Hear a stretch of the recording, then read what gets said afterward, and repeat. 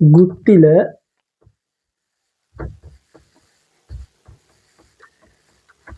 වෙන නද. එතකොට පුතේ අද වීඩියෝ එකෙන් සාකච්ඡා කරන්නේ මෙන්න මේ ගුත්තිල වෙන නද කියන පාඩමට අපි කොහොමද සාර්ථක විචාරයක් ලියන්නේ, සාර්ථක ලකුණකට යන්න කොහොමද විචාරයක් ලියන්නේ කියන මෙන්න මේ කරුණු සාකච්ඡා කරන්න. පුතේ අපි දන්නද විචාරයක් ලියනවා නම් ওই විචාරය එකපාරම ලියන්න ගන්නෙ නැහැ. යම්කිසි ආරම්භය කියලා දෙයක් මේ විචාරයක් ලියන්න කලින් අපි ආරම්භයකින් තමයි විචාරයක් ලියන්න පටන් ගන්න ඕනේ. එහෙනම් ආරම්භයක් ගන්න නම් පුතේ අපි දැනගෙන ඉන්න ඕනේ මෙන්න මේ ගුත්තිල කාව්‍ය පිළිබඳව අපට සරල අවබෝධයක් තියෙන්න ඕනේ. එතකොට ඒ සරල අවබෝධය තුලින් අපට පුළුවන් විචාරය ආරම්භ කරන්න.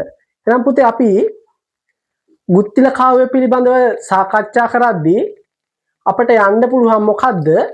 යුගය කෝට්ටේ යුගය. එහෙනම් කෝට්ටේ යුගය තමයි පුතේ ගුත්තිල කාව්‍ය රචනා වෙලා තියෙන්නේ. ගුත්තිල කාව්‍ය ගත්තාම ඔය ගුත්තිල කාව්‍ය රචනා කරන්න හේතු වෙච්ච යම්කිසි කතාවක් තියෙනවා. මොකද්ද කතාව? පුතේ කෝට්ටේ යුගයේ ඉඳලා තියෙනවා ස්වාමින් වහන්සේලා දෙනවා. එක හාමුදුරුවෝ කෙනෙක් කියලා ගුරු හාමුදුරුවෝ, අනිත් හාමුදුරුවෝ ඇවිල්ලා මේ ගුරු හාමුදුරුවන්ගේ ගෝලයා මෙන්න මේ දෙදෙනා අතර සිද්ධ වෙච්ච යම්කිසි සිදුවීමක් පාදක වෙලා තමයි මෙන්න මේ ගුත්තිල කාව්‍ය රචනා වෙලා තියෙන්නේ. එහෙනම් ගුත්තිල කාව්‍ය රචනා කරපු යුගය දැන් අපි දන්නවා කෝට්ටේ සාහිත්‍ය යුගය. කෝට්ටේ සාහිත්‍ය යුගය. එතකොට මේ ගුත්තිල කාව්‍ය රචනා කරන්න පාදක වෙච්ච කතාව පිළිබඳව අපි කතා කරද්දී දැන් ගුරු හාමුදුරුවෝ ගෝල හාමුදුරුවෝ ඉන්නවා. මේ හාමුදුරුවෝ දෙන්නගෙන් පුතේ ටික දවසක් ගුරු හාමුදුරුවන්ගෙන් වගේම මේ ගෝල හාමුදුරුවන්ටත් පුතේ ගෞරවය කියන එක හම්බ වෙනවා. දැන් මේ ගෞරවය ලැබෙනවා කියලා දැක්කහම ගුරු හාමුදුරුවන්ට මොකද වෙන්නේ? මේක ටිකක් බලාගෙන ඉන්න අමාරු වෙනවා. ඒකින්ද ගුරු හාමුදුරුවෝ Tamante හිතවත් දායකයෙක් ගෙන්නලා මෙන්න මෙහෙම දෙයක් කියනවා. මොකද්ද කීවේ? ගෝලයට දානෙට අනිවාර්යයෙන්ම පලා බෙදන්න කියලා කියනවා. පලා බෙදද්දි පුතේ මෙහෙම දැන් බත් පිඟානොහම තියෙනවා නම් එක තැනකට විතරක් නෙමෙයි තුන් පොලකට පලා බෙදන්න කිව්වා. එතකොට මෙතනක් තියෙන්නේ පලා, මෙතනක් තියෙන්නේ පලා, මෙතනක් තියෙන්නේ පලා. අන්න ඒකට කියනවා පල නොකියා පලා බෙදනවා කියලා. එහෙනම් කෙලින්ම පල කියලා කියන්න බැරි හින්දා අන්න අර විදිහේ උපක්‍රමයක් භාවිතා කරා මෙන්න මේ ගෝල හාමුදුරුවන්ගේ පන්සලෙන් එලවන්න පල නොකියා පලා බෙදුවා. තුන් පොලකට පල කියලා. එතකොට පල කියලා මෙන්න පල නොකියා පලා බෙදුවා. ඊට පස්සේ පුතේ දැන් මේ හාමුදුරුවෝ දැනගත්තා මේ මට කියන්නේ කෙලින්ම මූණට කියන්නේ නැතුව පන්සලෙන් යන්න කියලා. ඒ ගමන මොකද කරන්නේ? ගෝල හාමුදුරුවෝ පුතේ පන්සලෙන් යනවා. දැන් පන්සලෙන් ගිහිල්ලා මෙහෙම විහාරස්ථානයක වෙන විහාරස්ථානයක වැඩ ඉද්දී මුන්නහන්සේට ආරාධනා කරනවා. මොකද මුන්නහන්සේත් අර ගුරු හාමුදුරුවෝ වගේම පුතේ සාහිත්‍යකරණයට දක්ෂ ස්වාමින් වහන්සේ නම. මුන්නහන්සේට පැරකුම්බා රජුගේ සෙනවියෙක්ගෙන් ආරාධනාවක් එනවා ග්‍රන්ථයක් රචනා කරන්න කියලා. මේ රචනා වෙච්ච ග්‍රන්ථය තමයි අද ගුත්තිල කාව්‍ය කියලා හඳුන්වන්නේ. ඔන්න ඔය කතා පාදක කරගෙන තමා පුතේ එහෙනම් ගුත්තිල කාව්‍ය රචනා වෙන්න මුල් වෙලා තියෙන්නේ. එහෙනම් අපි බලමු මේ ගුත්තිල කාව්‍ය රචනා කරේ කවුද කියලා. එහෙනම් ගුත්තිල කාව්‍ය රචනා කරපු එදා ඒ විහාරස්ථානයේ හිටපු ගෝල හාමුදුරුවෝ තමා පුතේ ගුත්තිල කාව්‍ය රචනා කරපු තෑවේ හිමි. එහෙනම් ගුත්තිල කාව්‍ය රචනා කරේ තෑවේ හිමි. පුතේ එතකොට මේ අර කතාවෙන් අපට හම්බුණා මේ ගෝල හාමුදුරන්ට ගුරු හාමුදුරුවෝ කෙනෙක් හිටියා කියලා. කවුද ගුරු හාමුදුරුවෝ? අපි දන්නා සැලලිහිණි සංදේශේ රචනා කරපු තොටගමුවේ රාහුල හාමුදුරුවෝ. එහෙනම් තොටගමුවේ රාහුල හාමුදුරන්ගේ ගෝලයෙක් වශයෙන් තමයි වෑත්තෑවේ හාමුදුරුවෝ පුතේ ඉඳලා තියෙන්නේ. එහෙනම් ගුත්තිල කාව්‍ය රචනා කරේ කෝට්ටේ සාහිත්‍ය යුගයේ වැඩ විසපු මෙන්න මේ කියන වෑත්තෑවේ හිමියන් විසින්. එතකොට පුතේ මේ වෑත්තෑවේ හිමියන් දැන් අර පන්සලෙන් ගිහිල්ලා තවත් විහාරස්ථානයක වැඩ ඉද්දී මුන්නහන්සේට ආරාධනා කරානේ මේ ග්‍රන්ථයක් රචනා කරන්න කියලා ඇමති කෙනෙක්. කවුද ඇමතියා? ඒ තමා සලාවත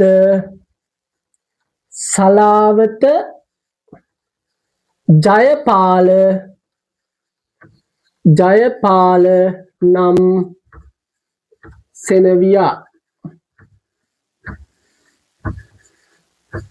එහෙනම් අපි දන්නා යුගයේ කෝට්ටේ සාහිත්‍ය යුගයේ කට්ටු වෑත්තෑවේ හිමි රචනා කරන්න ආරාධනා කළේ සලාවත ජයපාල නම් සෙනවියා විසින්. ඊළඟට පුතේ අපි බලමු මෙන්න මේ ගුත්තිල කාව්‍ය රචනා කරද්දී මේ ගුත්තිල කාව්‍යයට කොච්චරනම් කවි සංඛ්‍යාවක් අන්තර්ගත වෙලා තියෙනවද කියලා. එහෙනම් ගුත්තිල කාව්‍යයේ අන්තර්ගත කවි සංඛ්‍යාව 511යි. මෙන්න මේ ගුත්තිල කාව්‍ය මොන කාව්‍යයක් විදිහටද හඳුන්වන්නේ? පුතේ ගුත්තිල කාව්‍ය හඳුන්වනවා ඛණ්ඩ කාව්‍යයක් වශයෙන්. එහෙනම් ගුත්තිල කාව්‍ය ඛණ්ඩ කාව්‍යකි. එහෙනම් අපි දන්නවා යුගයේ දන්නවා කට්ටු දන්නවා රචනා කරන්න ආරාධනා කරේ කවුද කියලා දන්නවා අන්තර්ගත වෙන කවි සංඛ්‍යාව දන්නවා මොන කාව්‍යයක්ද කියලා දන්නවා. ගුත්තිල කාව්‍ය ගත්තාම ඛණ්ඩ කාව්‍යයක්. ගුත්තිල කාව්‍යයට මූලාශ්‍ර කරගන්න ඇත්තේ මොකද්ද? ගුත්තිල කාව්‍යයක් පුතේ මේ වෑත්තෑවේ හාමුදුරුවෝ රචනා කරද්දී යම් කිසි දෙයක් මූලාශ්‍ර කරගෙන තමයි රචනා කරලා තියෙන්නේ. එහෙනම් මොකද්ද මූලාශ්‍රය? ගුත්තිල ජාතකය. ගුත්තිල ජාතකය. තොර පුතේ වෑත්තෑවේ හාමුදුරුවෝ මෙන්න මේ ගුත්තිල කාව්‍ය රචනා කරේ මෙන්න මේ ගුත්තිල ජාතකය මූලාශ්‍රය වශයෙන් අරගෙන තමා මුන්නහන්සේ ගුත්තිල කාව්‍ය රචනා කරලා තියෙන්නේ.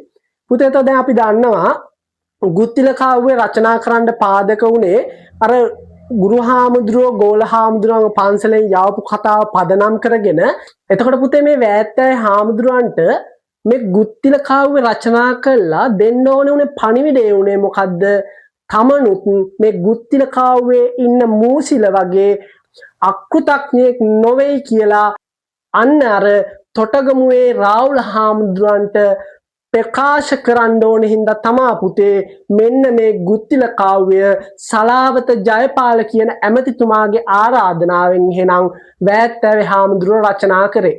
එතකොට පුතේ මේ ගුත්තිල කාව්‍ය ගත්තාම මේකේ අන්තර්ගත වෙලා තියෙන්නේ ගුත්තිල සහ මූසිල කියන මෙන්න මේ චරිත දෙක අතර සිදු වුණු සිද්ධවීමක්. පුතේ කතාවේ අන්තර්ගත වෙලා තියෙනවා කොහොමද? බරණැස ඉඳන් වෙළඳුන් කණ්ඩායමක් කෙනා මේ උදේනිපුරයට ඇවිල්ලා අර ගුත්තිල ඇදුරුතුමාගේ ගුණ වර්ණනා කරනවා. ඕක අහගෙන ඉඳලා මූසිල කල්පනා කරනවා තමනුත් මේ ගුත්තිල ඇදුරුතුමා ගාවට ගිහිල්ලා වීණා වාදනය ඉගෙන ගන්න. ගිහිල්ලා පුතේ ගුත්තිල ඇදුරුතුමාගෙන් වීණා වාදනය ඉගෙන ගන්නවා. ඉගෙනගෙන මෙයා මොකද කරන්නේ? තමනුත් ගුත්තිල හා සමානයි කියලා රජතුමාට පෙන්වන්න පුතේ මෙයා උත්සාහ කරනවා. එහෙම උත්සාහ කරලා අර ගුත්තිල ඇදුරුතුමාටම දෙන මුදල මටත් ඕනේ කියලා ප්‍රකාශ කරනවා. හැබැයි රජුරෝ ඒක පිළිගන්නේ නැහැ. අන්න ඒක තුලින් මෙයාට ඕනේ වෙනවා ගුරුවරයා හා තමනුත් සමානයි කියලා පෙන්වන්න.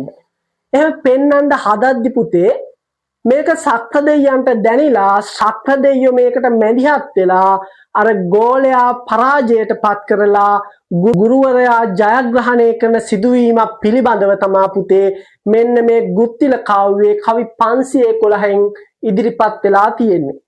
එහෙනම් පුතේ අපට විචාරයක් ලියනවා නම් මෙන්න මේ කරුණු පිළිබඳ අවබෝධයක් තියෙන්න ඕනේ. ඒ කරුණු වලට අනුව විචාරයට ආරම්භයක් ගන්න ඕනේ. ඊට පස්සේ තමයි අර දීලා තියෙන මාතෘකාව පුතේ උදාහරණ සහිතව අපි පැහැදිලි කරන්න ඕනේ. එහෙනම් ඊළඟ වීඩියෝ එකෙන් අපි සාකච්ඡා කරමු ගුත්තිල කාව්‍යයට කොහොමද විචාරයක් ලියන්නේ කියලා. පුතේ මේ ගුත්තිල කාව්‍යයෙන් ඔයාලට එන්න පුළුවන් මෙන්න මේ වගේ මාතෘකාවකට ਵਿਚාරයක් ලියන්න. මොකද්ද මාතෘකාව? ගුත්තිල කාව්‍ය රචනා කිරීමේදී ඒ සුදුසු තැනට ගැළපෙන ලෙස විරිත වෙනස් කිරීමට තිබූ ප්‍රතිභා පූර්වත්වය හා ඒ තුලින් ගුත්තිල කාව්‍ය වඩාත් රසවත් විය යන මාතෘකාවට ਵਿਚාරයක් ලියන්න ආවොත් කොහොමද අපි සාර්ථක ලකුණකට යන්න ਵਿਚාරයක් ලියාගන්නේ කියලා එහෙනම් ඊළඟ වීඩියෝ එකෙන් අනිවාර්යයෙන්ම සාකච්ඡා කරනවා. එහෙනම් පුතේ ඊළඟ වීඩියෝ එකෙන් විරිතක් කියන්නේ මොකක්ද? අපි ਵਿਚාරයක් ලියද්දි කොහොමද මේ ਵਿਚාරයේ ලකුණකට යන්න ලියාගන්නේ කියන දේවල් අපි ඊළඟ වීඩියෝ එකෙන් සාකච්ඡා කරනවා. එහෙනම් වීඩියෝ එක හොඳයි නම් වීඩියෝ එකට ලයික් එකක් දාලා channel එක subscribe කර තියාගන්න. අනිවාර්යයෙන්ම තවත් වීඩියෝ එකක් දාපුවාම ඒ වීඩියෝ එක දාපු ගාම බලන්න. එහෙනම් අදට පාඩම ඉවරයි.